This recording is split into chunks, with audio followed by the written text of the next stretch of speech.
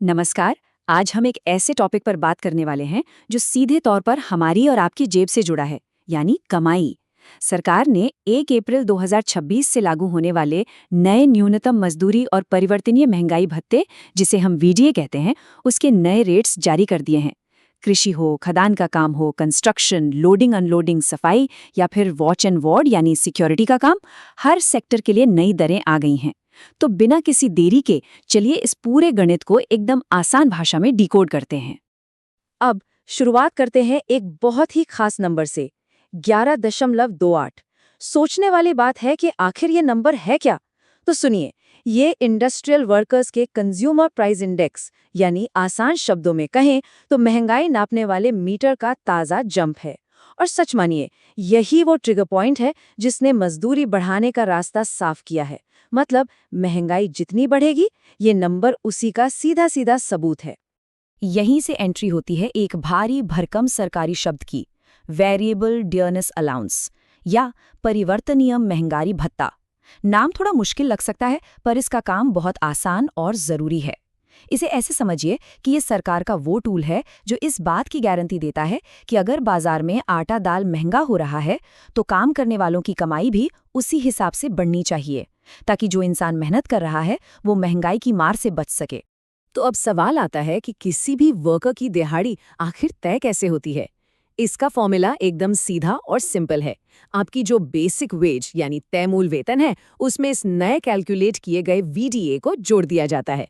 बस इन दोनों को मिलाकर जो अमाउंट बनता है, वही टोटल मिनिमम वेज यानी आपकी कुल न्यूनतम मजदूरी होती है। आगे हम जितनी भी रेट्स डिस्कस करेंगे ना, वो सब इसी सिंपल से फॉर्मूले पर टिके हैं। आज हम इस पूरे एक्सप्लेनर को 5 छोटे छोटे हिस्सों में बांटकर समझेंगे। पहले वीडीए और नए रेट्स, फिर अलग अलग क्षेत्रों का वर्गीकरण, उसके बाद कृषि और खनन के रेट, फिर निर्माण और सफाई, और आखिर में लोडिंग और सुरक्षा गार्ड्स की नई दिहाड़ी। तो चलिए सबसे पहले बात करते हैं भाग 1 की, वीडीए और उसकी नई दरें। देखते हैं कि सरकार ने इसके पीछे क्या हिसाब किताब लगाया है।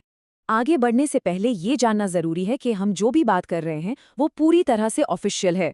ये सारे बदलाव कोड ऑन वेजेस 2019 के तहत chief labour commissioner Sonal Mishra ji के असली साइन के साथ बाकायदा जारी किए गए हैं। मतलब ये कोई हवाई बात नहीं है, ये एक पक्का सरकारी फरमान है। चलिए अब उस 11.28 पॉइंट वाले गणित को डिकोड करते हैं। देखिए, 31 दिसंबर 2025 तक जो आंकड़े आए, उसके हिसाब से हमारा सीपीआई इंडेक्स 413.52 से छलांग लगाकर सीधा 424.80 पर पहुंच गया।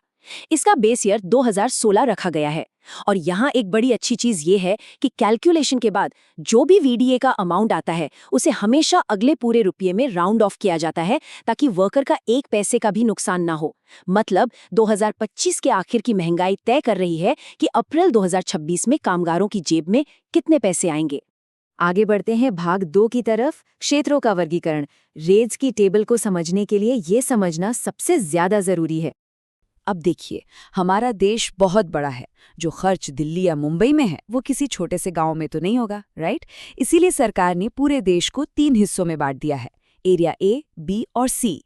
ए मतलब बड़े बड़े मेट्रो शहर, बी में आते हैं टियर 2 शहर जैसे आगरा या जयपुर, और सी में बाकी सारे छोटे कस्बे और गांव आ जाते हैं।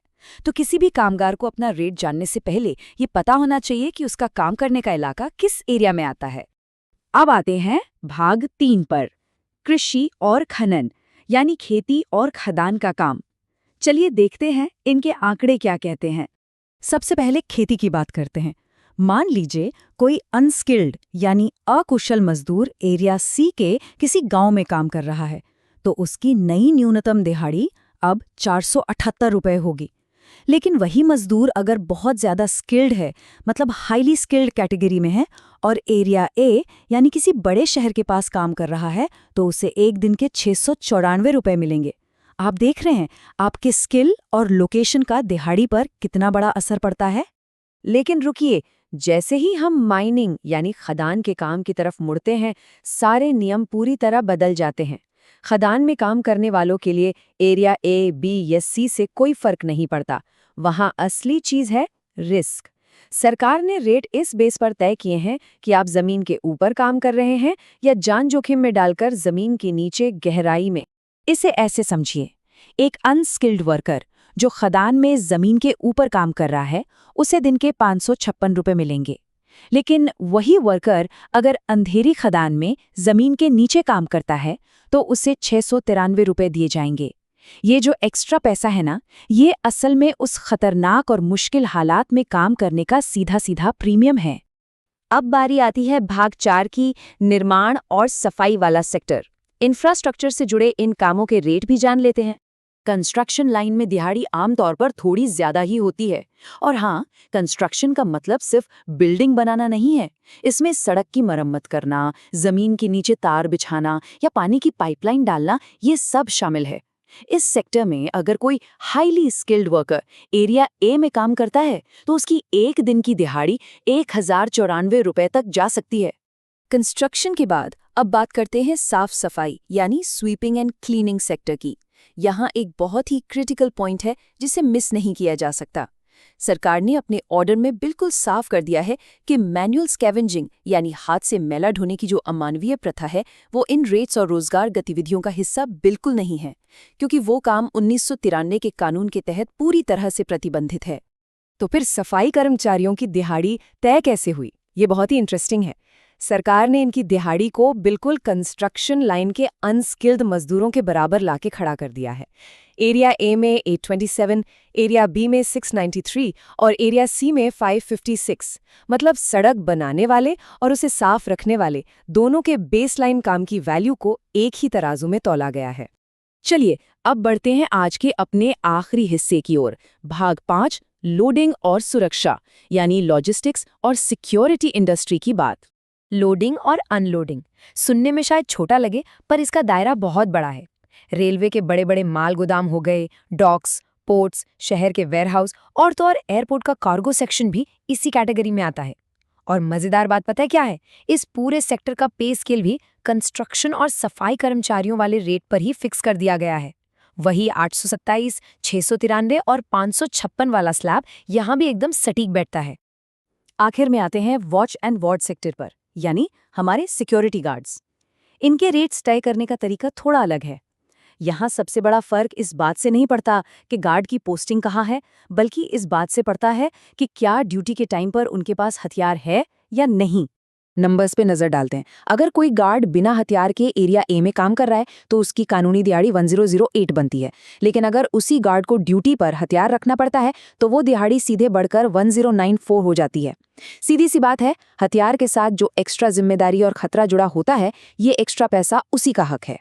तो बस श्रम और रोजगार मंत्रालय के इस ऑर्डर के हिसाब से हमने ये जितने भी नंबर्स और कैलकुलेशंस अभी समझे हैं, ये सब 1 अप्रैल 2026 से एकदम कड़ाई से लागू हो जाएंगे।